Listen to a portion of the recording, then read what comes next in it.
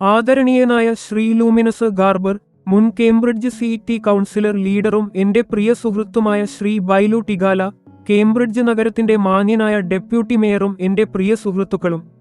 ഹാർവീസിന്റെയും ഈ പ്രശസ്ത സ്ഥാപനത്തിന്റെയും പുനരുജ്ജീവനത്തെക്കുറിച്ച് പ്രസംഗിക്കാൻ ഇവിടെ എത്താൻ കഴിഞ്ഞത് എനിക്ക് വലിയൊരു അഭിമാനവും സന്തോഷവും നൽകുന്നു.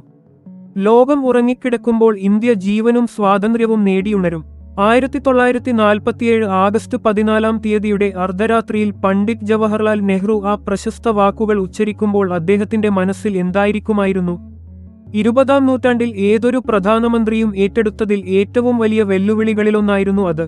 ഒരു പുതിയ രാജ്യം, പുരാതന സംസ്കാരം, പ്രതീക്ഷകളും വിഭവങ്ങളും നിറഞ്ഞ പുതിയ ഉപഭൂഖണ്ഡം, എന്നാൽ സാമ്രാജ്യത്വ വിദേശ ഭരണാധികാരികളുടെ ചങ്ങലകളിൽ കുടുങ്ങിയതും ചൂഷണം ചെയ്യപ്പെട്ടതുമായ ഒരു ദേശം. പ്രതീക്ഷകൾക്ക് അതിരുകളില്ലായിരുന്നു. പക്ഷേ വിഭജനവും ഇന്ത്യയിലെ സംസ്ഥാനങ്ങളെ ഒരുമിപ്പിക്കലും പോലുള്ള പ്രശ്നങ്ങൾ എല്ലായിടവും നിറഞ്ഞിരുന്നു. ഏത് സാധാരണ മനുഷ്യനും ഭയപ്പെട്ടേനെ. എന്നാൽ പണ്ഡിറ്റ്ജി അങ്ങനെ ആയിരുന്നില്ല. അദ്ദേഹം ഇന്ത്യയെ മറ്റെന്തിനേക്കാളും സ്നേഹിച്ചു. ഇന്ത്യയും അദ്ദേഹത്തെ അത്രത്തോളം സ്നേഹിച്ചു.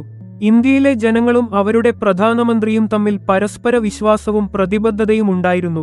പണ്ഡിറ്റ് ജവഹർലാൽ നെഹ്റുവിനോടുണ്ടായിരുന്ന ബന്ധം ഇന്ത്യയ്ക്ക് മറ്റൊരു നേതാവിനോടോ പ്രധാനമന്ത്രിയോടോ ഉണ്ടായിട്ടില്ല. പണ്ഡിറ്റ്ജി പരസ്പരവിരുദ്ധമായ സ്വഭാവഗുണങ്ങളുടെ അത്ഭുതകരമായ സമന്വയമായിരുന്നു. അദ്ദേഹം വളരെ പ്രായോഗികനായ രാഷ്ട്രീയ നേതാവും നിയന്ത്രിതനായ പ്രധാനമന്ത്രിയുമായിരുന്നു. ഒരേസമയം സ്വപ്നദർശിയും ഉള്ളിൽ കവിയുമായിരുന്ന അദ്ദേഹം സമ്പൂർണമായും ഇന്ത്യൻ ആയിരുന്നുവെങ്കിലും യഥാർത്ഥ ലോകപൗരനുമായിരുന്നു. ഈ ഗുണങ്ങളുടെ മിശ്രിതമാണ് അദ്ദേഹത്തെ ആധുനിക ഇന്ത്യയെ രൂപപ്പെടുത്താൻ ധൈര്യമായ ആശയങ്ങൾ അവതരിപ്പിക്കാൻ പ്രാപ്തനാക്കിയത്. ഇന്ത്യയെ കണ്ടെത്താനുള്ള അദ്ദേഹത്തിന്റെ ദീർഘയാത്ര ഒരു ദീർഘകാല പരിശ്രമമായിരുന്നു. അദ്ദേഹത്തിന്റെ ആധുനിക മനസ്സും രാഷ്ട്രതന്ത്രപരമായ ദർശനവും വ്യത്യസ്തമായിരുന്നു. അന്താരാഷ്ട്ര നേതാക്കളുമായും മികച്ച സ്ഥാപനങ്ങളുമായുമുള്ള ഇടപെടലുകൾ അദ്ദേഹത്തിന് ആധുനിക സംസ്കാരത്തെ പരിചയപ്പെടുത്തി. പഴയതിൽ നിന്ന് പുതുതിലേക്കുള്ള ചുവടുമാറ്റത്തിന് ഇതാണ് ശരിയായ സമയം എന്ന് അദ്ദേഹം ഉറപ്പിച്ചിരുന്നു. അദ്ദേഹം എല്ലായ്പ്പോഴും അതിനെക്കുറിച്ചാണ് ചിന്തിച്ചിരുന്നത്. 340 ദശലക്ഷം ജനങ്ങളുള്ള വ്യത്യസ്ത ജാതി സമൂഹങ്ങളിലെയും നൂറുകണക്കിന് ഭാഷകൾ സംസാരിക്കുന്നവരിലെയും ഒരു രാജ്യത്ത് സാമൂഹ്യവാദ, ജനാധിപത്യ, മതേതര റിപ്പബ്ലിക് സൃഷ്ടിക്കാനുള്ള ധൈര്യം അദ്ദേഹത്തിന്റെ ഉറച്ച വിശ്വാസവും പ്രതിബദ്ധതയുമാണ് നൽകിയത്. അന്ന് സോവിയറ്റ് ആധിപത്യവും ചൈനീസ് കമ്മ്യൂണിസവും ശക്തമായിരുന്ന കാലഘട്ടമായിരുന്നു. രണ്ടാം ലോകമഹായുദ്ധത്തിനു ശേഷമുള്ള സാഹചര്യത്തിൽ അമേരിക്കൻ നേതൃത്വം ക്യാപിറ്റലിസത്തോടൊപ്പം ജനാധിപത്യം പിന്തുടർന്നു. എന്നാൽ നെഹ്റു ഇന്ത്യയ്ക്ക് ഏറ്റവും നല്ലത് നൽകാൻ ആഗ്രഹിച്ചു. അതുകൊണ്ടാണ് അദ്ദേഹം പരസ്പരവിരുദ്ധമായ ആശയങ്ങളെ കൂട്ടിച്ചേർത്തത്. അങ്ങനെ പദ്ധതിപ്രകാരമുള്ള മിശ്ര സമ്പദ്വ്യവസ്ഥയിൽ പ്രവർത്തിക്കുന്ന ഒരു യഥാർത്ഥ സാമൂഹ്യവാദ ജനാധിപത്യ രാജ്യത്തിന്റെ ആശയം ജനിച്ചു. അത് ഒരു അപൂർവ പരീക്ഷണമായിരുന്നു. മിശ്ര സമ്പദ്വ്യവസ്ഥ, ജനാധിപത്യം, സാമൂഹ്യവാദം എന്നിവയുടെ സംഗമം. ദാരിദ്ര്യം രാജ്യത്തെ ഏറ്റവും വലിയ യാഥാർത്ഥ്യമായിരുന്നപ്പോൾ ഒരു പ്രധാനമന്ത്രി എന്തു ചെയ്യണം? ഒരു മാർഗം മാത്രം: കൂടുതൽ ഭക്ഷണം ഉൽപ്പാദിപ്പിക്കുക. കൃഷിയുടെ യന്ത്രവൽക്കരണം, ജലസേചനം, വിവിധ കൃഷിരീതികൾ എന്നിവയിലൂടെ കൃഷിയെ ശക്തിപ്പെടുത്തണമെന്ന് പണ്ഡിറ്റ്ജി വിശ്വസിച്ചു. വൻ ജലവൈദ്യുത പദ്ധതികളെയും അദ്ദേഹം ആഗ്രഹിച്ചു. ഉയർന്നുവരുന്ന സമ്പദ്വ്യവസ്ഥയ്ക്ക് വൈദ്യുതി അത്യാവശ്യമാണ്. വ്യവസായങ്ങൾക്കും അകലെയുള്ള ഗ്രാമങ്ങളിലെ വീടുകൾക്കും വൈദ്യുതി നൽകാൻ അദ്ദേഹം ആഗ്രഹിച്ചു. ഓരോ ജില്ലയിലും കുറഞ്ഞത് സ്കൂളുകളും കോളേജുകളും ആശുപത്രികളും വേണമെന്ന് അദ്ദേഹം ആഗ്രഹിച്ചു.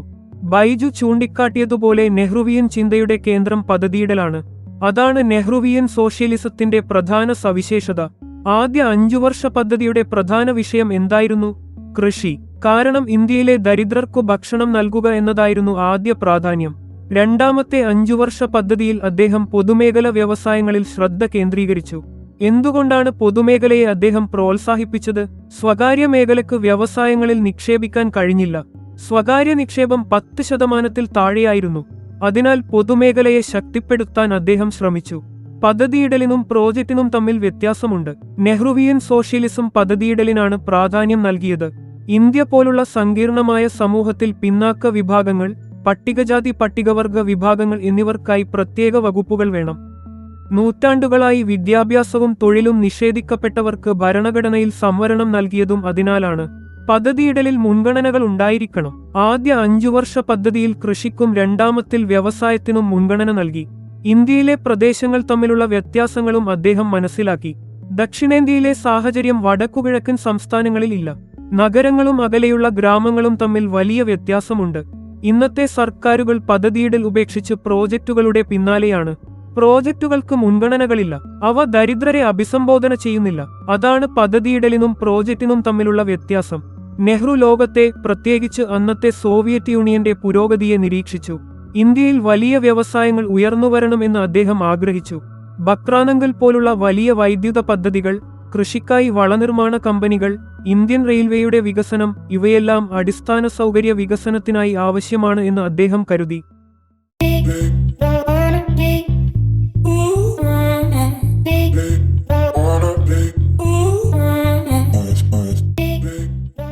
ഇന്ത്യൻ ബഹിരാകാശ പദ്ധതിയുടെ പിന്നിലെ പ്രേരകശക്തിയും അദ്ദേഹം തന്നെയായിരുന്നു.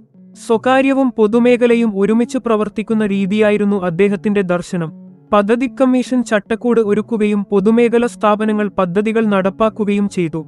നെഹ്റുവിന്റെ സോഷ്യലിസത്തെ അതുല്യമാക്കിയത് ജനാധിപത്യത്തോടും സ്വാതന്ത്ര്യത്തോടുമുള്ള അദ്ദേഹത്തിന്റെ അചഞ്ചല പ്രതിബദ്ധതയാണ്. അദ്ദേഹത്തിന്റെ സോഷ്യലിസം പരിണാമപരമായിരുന്നു. അത് ഒരു കഠിന സിദ്ധാന്തമല്ലായിരുന്നു. സാഹചര്യങ്ങൾക്ക് അനുസരിച്ച് മാറുകയും പുതുക്കപ്പെടുകയും ചെയ്യേണ്ട ഒന്നായിരുന്നു. ഇന്ത്യ എന്ന സമൂഹത്തിൽ ആരെയും പുറത്താക്കാൻ അദ്ദേഹം ഒരിക്കലും തയ്യാറായിരുന്നില്ല. അതേസമയം അതീവ വലതുപക്ഷ മതമൗലികവാദത്തെയും ശാസ്ത്രീയമല്ലാത്ത സമീപനങ്ങളെയും അദ്ദേഹം സംശയത്തോടെ കണ്ടിരുന്നു. അദ്ദേഹത്തിന്റെ മനസ്സിൽ എല്ലായ്പ്പോഴും ശാസ്ത്രീയ മനോഭാവമുണ്ടായിരുന്നു. സംഭാഷണം, ആലോചന, സംവാദം ഇവയിലൂടെ മാത്രമേ ജനാധിപത്യം ജീവനോടെ നിലനിൽക്കൂ എന്ന് അദ്ദേഹം വിശ്വസിച്ചു. ഇന്ത്യയുടെ വൈവിധ്യത്തെ അദ്ദേഹം ആഘോഷിച്ചു. വ്യത്യസ്ത ഭാഷകൾ, സംസ്കാരങ്ങൾ, വസ്ത്രധാരണങ്ങൾ എല്ലാം ഒരുമയുടെ ശക്തമായ ബോധത്തോടെ ബന്ധിക്കപ്പെട്ടിരിക്കണമെന്ന് അദ്ദേഹം കരുതി. നെഹ്റുവിന്റെ ഭരണകൂടം സമത്വപരമായിരുന്നു. ആരെയും അവസരങ്ങളിൽ നിന്ന് അകറ്റി നിർത്തരുത് എന്ന് അദ്ദേഹം വിശ്വസിച്ചു. യുക്തിചിന്ത അദ്ദേഹത്തിന്റെ ഭരണത്തിന്റെ അടിസ്ഥാനമായിരുന്നു. അതുകൊണ്ടാണ് ഇന്ത്യയുടെ പദ്ധതി കമ്മീഷൻ രൂപം കൊണ്ടത്. സർക്കാർ ഒരു മാർഗനിർദ്ദേശകനല്ല, നേതൃത്വം വഹിക്കുന്ന ശക്തിയായിരിക്കണം എന്ന് അദ്ദേഹം കരുതി. പൊതുമേഖലയെ ജനങ്ങൾക്ക് സമ്പത്തും തൊഴിലും സൃഷ്ടിക്കുന്ന വേദിയായി അദ്ദേഹം കണ്ടു.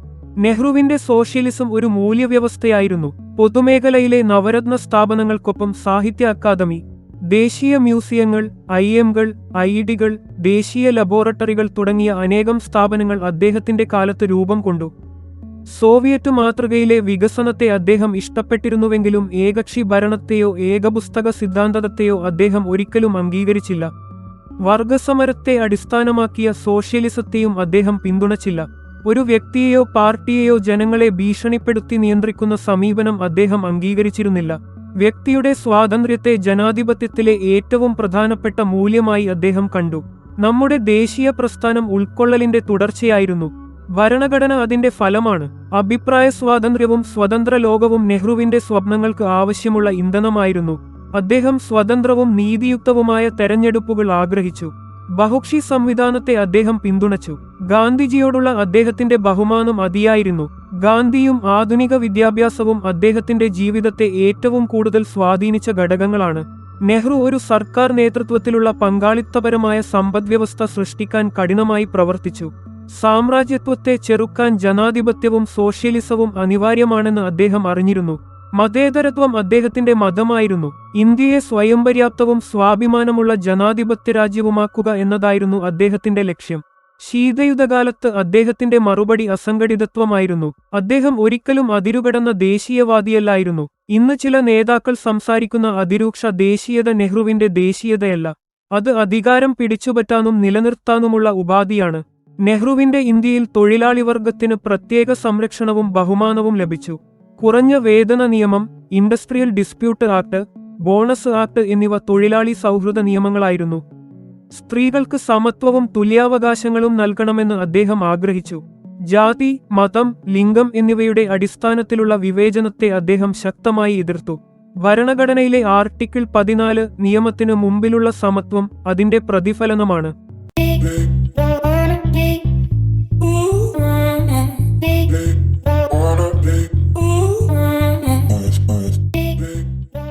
എന്നാൽ 76 വർഷങ്ങൾക്കുശേഷം ഇന്ത്യ നെഹ്റുവിയൻ മൂല്യങ്ങളിൽ നിന്ന് അകന്നുപോകുന്നതായി കാണുന്നു. രാഷ്ട്രീയം മതകേന്ദ്രിതമാകുന്നു. നെഹ്റു ഇന്ന് ഉണ്ടായിരുന്നുവെങ്കിൽ മതേതര മൂല്യങ്ങളെ സംരക്ഷിക്കാൻ അദ്ദേഹം മുന്നിൽ നിന്നേനെ. കാലാവസ്ഥാ മാറ്റത്തിന്റെ ഈ കാലഘട്ടത്തിൽ ഭൂമിയെ സംരക്ഷിക്കാനുള്ള ലോകനേതാവായിരുന്നേനെ. ഗാസയിൽ ഭക്ഷണവും മരുന്നും എത്തിക്കണമെന്ന് ആവശ്യപ്പെട്ട് ലോകനേതാക്കളോടൊപ്പം അദ്ദേഹം നിന്നേനെ.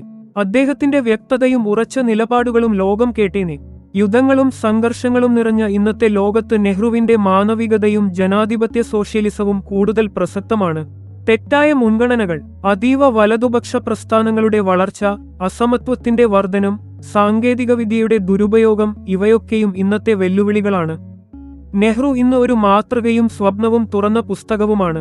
മറ്റുള്ളവരുടെ ആശയങ്ങളെയും ശബ്ദങ്ങളെയും ബഹുമാനിക്കണമെന്ന് അദ്ദേഹം നമ്മെ പഠിപ്പിച്ചു. 21-ാം നൂറ്റാണ്ടിലും നെഹ്റുവിന്റെ സ്വപ്നങ്ങൾ പ്രസക്തമാണോ എന്ന ചോദ്യത്തിന് എന്റെ മറുപടി അതെ, മുമ്പേക്കാൾ കൂടുതൽ പ്രസക്തമാണ്. ഈ വാക്കുകളോടെ ഞാൻ എന്റെ പ്രസംഗം അവസാനിപ്പിക്കുന്നു. എല്ലാവർക്കും ഹൃദയം നിറഞ്ഞ നന്ദി. എന്തൊരു അത്ഭുതകരമായ പ്രഭാഷണം. ഇനി എന്റെ സഹനേതാവും മാർഗദർശകനുമായ ലൂയിസ് എൽബർട്ടിലേക്ക്. ബൈജു എന്നെ പരിചയപ്പെടുത്തിയതുപോലെ ഞാൻ 25 വർഷമായി ഒരു കൗൺസിലറും സമൂഹനേതാവുമാണ്. എന്നാൽ അത് അധികാരം നേടാനുള്ള ശ്രമമല്ലായിരുന്നു. എല്ലാവരും ഒരുമിച്ച് പ്രവർത്തിക്കണമെന്ന വിശ്വാസമാണ് അതിനു പിന്നിൽ. ശ്രീ സത്യം പറഞ്ഞ പല കാര്യങ്ങളോടും ഞാൻ യോജിക്കുന്നു. ഞാൻ 11-ാം വയസ്സിൽ തന്നെ എന്റെ രാഷ്ട്രീയ ചിന്തകൾ തിരിച്ചറിഞ്ഞു. എന്നാൽ അതുകൊണ്ട് ഞാൻ മാറിയിട്ടില്ല എന്നർത്ഥമില്ല. നമുക്കെല്ലാവർക്കും നമ്മുടെ സന്ദേശമുണ്ട്. മറ്റുള്ളവർക്കും അവരുടെ ശരിയായ സന്ദേശങ്ങളുണ്ടെന്ന് ബഹുമാനിക്കണം. എന്റെ മകൻ ഇന്ത്യയിൽ കൂടുതൽ സമയം ചെലവഴിച്ചു. കേരളത്തിലെ ആത്മീയ നേതാവായ അമ്മയെ ഏകദേശം 10 വർഷം അദ്ദേഹം അനുഗമിച്ചു.